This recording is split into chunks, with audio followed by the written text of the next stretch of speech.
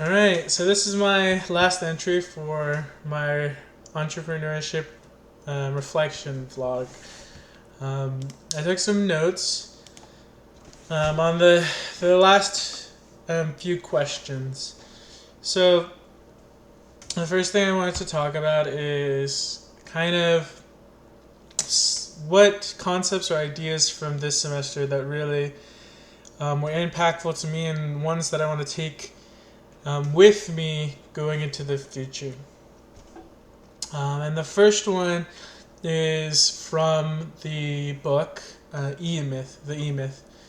Um, and it is that entrepreneurs should go to work on their businesses instead of at their businesses or for their businesses.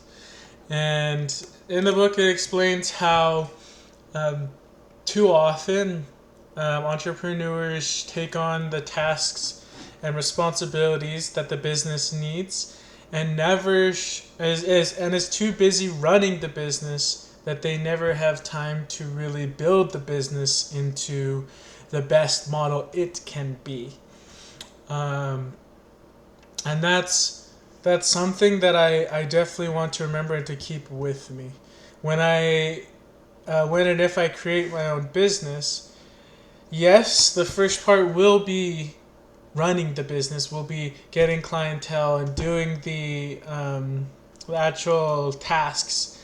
Um, but eventually, I want to be able to make that switch away from focusing on the physical work to moving to more conceptual ideas, moving to how exactly everything can be modeled perfectly so that anyone I hire could do those processes. And that those ideas are really interesting to me. Um, Thinking back on this semester, another idea I really liked, and there wasn't a specific like source for this idea, but it was kind of the the fact that your driving force should be a passion for what you do. I mentioned it a little bit in the study on Walt Disney that I posted, and he was passionate about his animation, and he went through a lot of failures but kept going. And one of those main reasons he kept going was because he wanted to continue to do his art. And if I get a passion for whatever field I'm in, it will push me to keep going, to keep trying and developing my personal skills, and also building businesses that hopefully will eventually be successful as I learn from my mistakes and as I um, kind of have luck in my favor. Um, I know a big part of being an entrepreneur is being in the right place at the right time, but also preparing for when the right things happen, and being ready for those kind of lucky moments. Moving on to the next question. This is the last lecture part. Um, I actually remember watching the a last lecture um, about a man who was dying, and it was his actual last lecture. But there were three main ideas that I would want to share with someone who was beginning or wanting to begin the entrepreneurship journey. The first idea um, is to really talk to everyone about your business and about your great idea. But not just anyone, talk to strangers. Talk to people who have zero investment in your business. Because those are the people that are going to tell it to you straight.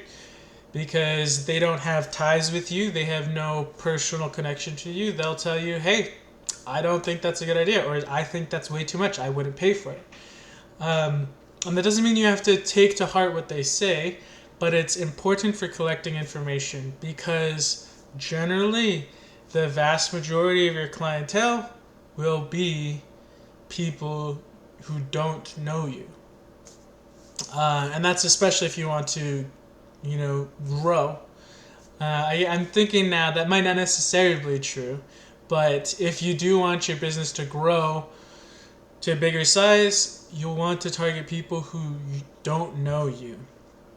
And that is when you need insights from people who aren't invested in you, not friends and not families or coworkers.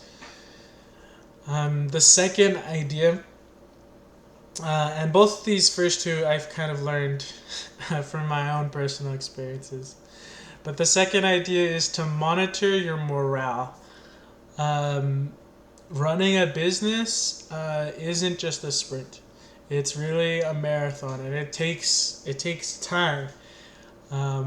But if you get too caught up with your idea, or too caught up in kind of your vision or your dream, you might set unrealistic expectations.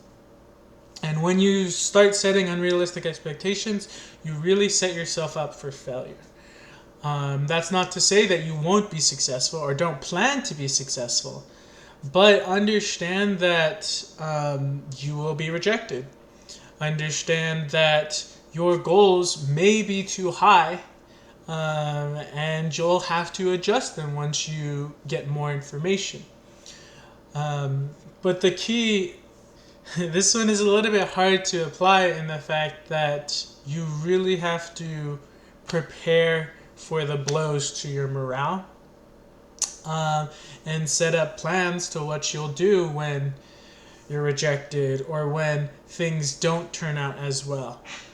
And through that preparation, you'll be able to kind of get back up and continue going quicker. And the last piece of advice I have is to really have fun and be passionate about what you're doing.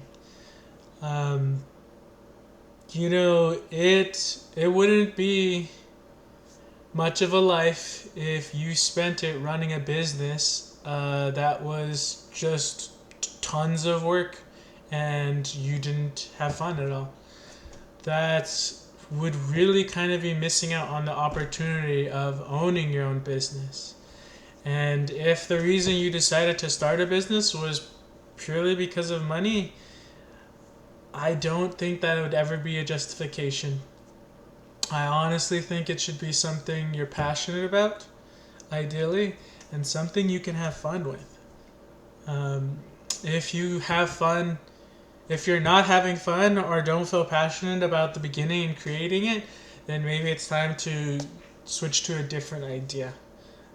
Because those two abilities, to have passion for your project and to have fun, it will drive you through the hard times and will help you stay motivated and keep morale. I think that's it for this week's vlog. Sorry it's a little bit of a long one, but this has been my entrepreneurship reflection vlog for small business creation. Thanks for watching.